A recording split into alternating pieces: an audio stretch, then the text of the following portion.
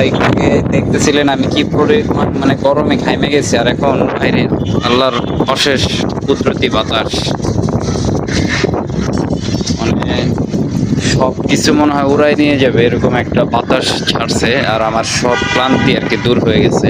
তো ভালোই লাগতেছে সবকিছু মিলে আর কি। দূরে দূরে বৃষ্টি শুরু হয়ে গেছে, আর পুরো অন্ধকার হয়ে গেছে। এখন বাজে 4:30 বিকাল।